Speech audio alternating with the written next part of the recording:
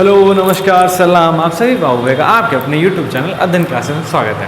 तो जैसा कि जो पिछला वीडियो था हमारा, उस वीडियो में हम लोगों ने कुछ बेसिक ऑपरेटर्स के बारे में जाना था। और वो ऑपरेटर्स क्या थे? ये दोनों थे। और इन दोनों को हम इस्तेमाल करके देखे थे कि भाई हम क्या कर सकते हैं। तो जो पहला सिंबल है उसको हम कहते हैं ऐड, जो दूसरा सिंबल है उसको हम कहते हैं सब्ट्रैक्ट। अब मान लो इन्हीं सिंबल का हमको इस्तेमाल करना है, तो जो मैथमेटिक्स का एक ब्रांच होता है जिसको हम लोग कहते हैं अर्थमेटिक। अर्थमेटिक में हम लोग इन्हीं सिंबल का इस्तेमाल करते हैं नंबर्स के साथ। कुल मिला के बाद क्या हो गया, नंबर्स के साथ जब सिंबल का इस्तेमाल करेंगे, कौन सा सिंबल? ये दो सिंबल का नंबर्स के साथ इस्तेमाल करके जब हम पढ़ाई करेंगे तो उस ब्रांच को हम कहेंगे अर्थमेटिक। अब अपने क्लास 10th में एक चैप्टर है अर्थमेटिक प्रोग्रेशन। अब इसके साथ थोड़ा डील किया जाए। अर्थमेटिक प्रोग्रेशन सुन के क्या लग रहा है? अर्थमेटिक तो पता चल गया कि भाई नंबर्स और सिंबल्स, ठीक है, यही दो चीज़ रहना चाहिए, उनके साथ डीलिंग होगा। प्रोग्रेशन मतलब क्या होता है? प्रोग्रेस मतलब बढ़ना, कुछ ऐसे ही होता है ना। तो मतलब ऐसा कोई नंबर्स होगा जो बढ़ेगा, तो उसको हम क्या कह देंगे? Arithmetic progression. तो अब ये चीज़ सीखने के लिए पहले हमको कुछ बेसिक जानना पड़ेगा। वो बेसिक क्या है कि मान लो जब हम नंबर्स के साथ डील कर रहे हैं तो ये सारा नंबर्स अपने को देखने को मिल रहा है, ठीक है। अब यहाँ पे हम क्या ऑब्जर्व करेंगे? जैसे सबसे पहला जो नंबर दिख रहा है 1000, 1200, 1400, 1600 ... सेकेंड जो नंबर लिस्ट दिख रहा है उसमें क्या देखने को मिल रहा है? 1, 4, 9, 16 ... and the third one is 100, 70, 40, 10 ... अब इतना सारा जो नंबर्स हो गया। अब यहाँ इस नंबर्स को देख के क्या पता चल रहा है? कुछ देखने को मिल रहा है? कोई पैटर्न फॉलो हो रहा है? कुछ ऐसा दिख रहा है क्या? देखो एक बार ध्यान से। तो ऐसा कुछ देखने को मिल रहा है। जैसे पहला जो सीरीज़ है, जो पहला लिस्ट है, उसमें क्या देखने को मिल रहा है कि जब कभी भी हम आगे बढ़ रहे हैं एक स्टेप, तो हमको 200 ऐड करना पड़ रहा है, तभी हम आगे बढ़ पा रहे हैं। तो इसका मतलब जो भी नंबर है लास्ट, अगर हमको उसके बाद वाला नंबर फाइंड करना हो नेक्स्ट, तो हम फाइंड कर सकते हैं कितना ऐड करके? 200 ऐड करके।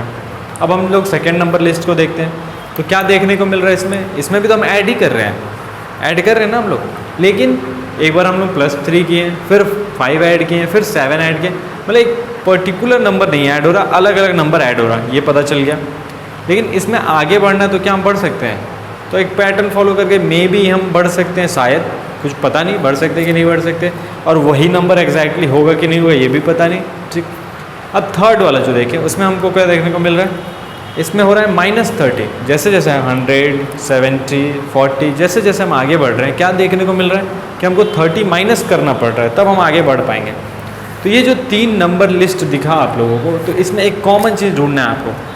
वो कॉमन चीज़ ये है कि पहले लिस्ट में हम एक सिंगल नंबर ऐड कर रहे हैं जिसको हम कह रहे हैं 200।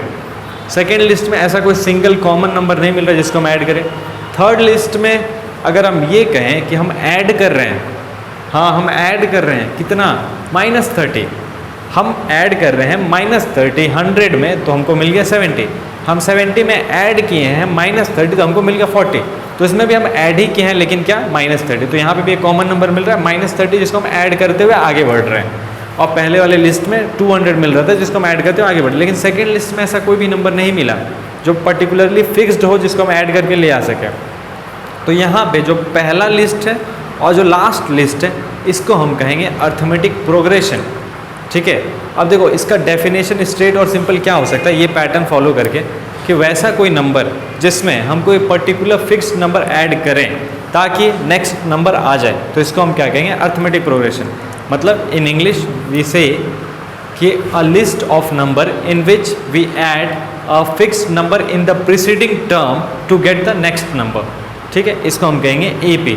तो जब कभी भी ऐसा सीरीज़ या ऐसा पैटर्न या ऐसा लिस्ट देखने को मिल जाए जहाँ पे हम ऐड कर रहे हैं एक फिक्स्ड नंबर को एक सीरीज़ तैयार करने के लिए, तो हम क्या कह देंगे? Arithmetic progression. अब यहाँ पे ये जो नंबर है, फिक्स्ड नंबर जिसको हम ऐड कर रहे हैं, इसको हम कहते हैं डिफरेंस, ठीक है। क्यों? देखो दोनों का अंतर है, इन दोनों के बीच का अंतर है, या फिर इन दोनों के बीच का अंतर है, तभी वो आ रहा है। वो उसको हम डिनोट करते हैं स्मॉल d से, ठीक है।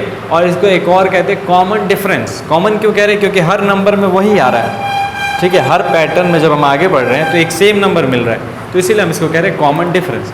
इसको रिप्रेजेंट करते हैं स्मॉल d से।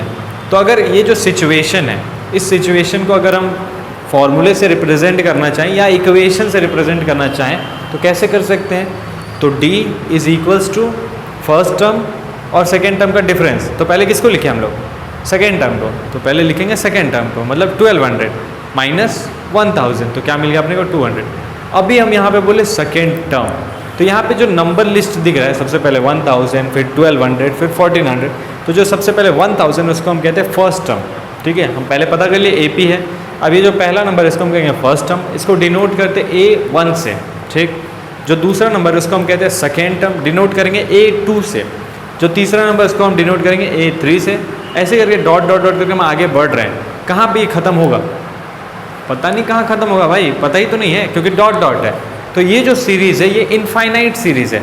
लेकिन अगर कोई सीरीज़ का लास्ट नंबर हमको मालूम हो, जैसे मान लो यही सीरीज़ को हम लास्ट में 12,000 पे एंड कर दें, तो वो जो 12,000 होगा वो हमारा क्या होगा, लास्ट टर्म होगा। और उसको हम रिप्रेजेंट करेंगे AN से। AN से, हाँ, क्यों? क्योंकि ये हमको नहीं पता कौन से नंबर पे आ रहा है वो। जैसे पहला जो था वो फर्स्ट नंबर पे था 1000, दूसरा 1200 सेकेंड नंबर पे था, 1400 थर्ड नंबर पे था। लेकिन ये जो 12,000 है कौन से नंबर पे आ रहा है ये तो पता ही नहीं है। तो इसलिए हम इसको किससे रिप्रेजेंट करेंगे, AN से, ठीक है। तो जो AP होता है उसको सिंपली हम कैसे लिख सकते हैं, A1, A2, A3 dot dot dot AN। जब एंड हो जाता है सीरीज़ का तो हम उसको कहते हैं फाइनाइट सीरीज़, मतलब उसका लिमिट है, तो हो गया फाइनाइट सीरीज़। अब देखो ये जो सिचुएशन है, जैसे वो 1000, 1200, 1400, इसको हम रिप्रेजेंट करते हैं A1, A2, A3 से। अब इसी को हम फॉर्मूला बनाना चाहें, जो हम डिफरेंस निकाल लेते हैं, यही लिखे थे ना कुछ, तो अगर इसको फॉर्मूला से बनाना चाहें टर्म्स के आधार पे तो कैसे बना सकते हैं, D = A2 - A1 लिख सकते हैं क्या, हो सकता है। चलो D = ये लिख दें अगर हम A3 - A2, क्या गलत हो जाएंगे हम, सोचो, क्योंकि third term second term in दोनों का डिफरेंस भी तो यही आ रहा है। तो बात क्या हुआ कि हमको अगर डिफरेंस निकालना है तो किन्हीं भी दो टर्म का माइनस कर देंगे तो डिफरेंस निकल जाएगा। लेकिन जो पहले लिखेंगे हम लोग वो बड़ा टर्म रहेगा। बड़ा टर्म कहने का क्या मतलब है कि फर्स्ट, सेकेंड, थर्ड, फोर्थ ऐसे करके तो फोर्थ टर्म लेंगे और सेकेंड में हम लोग थर्ड टर्म लेंगे। कुल मिला के जनरल फॉर्म की बात करें तो कैसे लिख सकते हैं, D = AN - AN-1। ये थोड़ा अटपटा हो गया, अब ये समझ के बाहर जा रहा है। कुल मिला के यार बात ये है कि n का वैल्यू कुछ भी ले लो, n का वैल्यू 1, 2, 3, 4 कुछ भी ले सकते हैं हम लोग। उसके हिसाब से अगर हम सॉल्व करें तो देख लो क्या आएगा। अगर n का वैल्यू हम लोग 2 ले लें तो बन गया ना फॉर्मूला A2 - A1। तो ये एक जनरल फॉर्म था D निकालने का, जिसको हम कहते हैं कॉमन डिफरेंस, ठीक है। अब इतना तो हो गया और इतना एक वीडियो के लिए काफ़ी है। अब जब इसके आगे की बात है वो नेक्स्ट वीडियो में होगा। चलो, थैंक यू।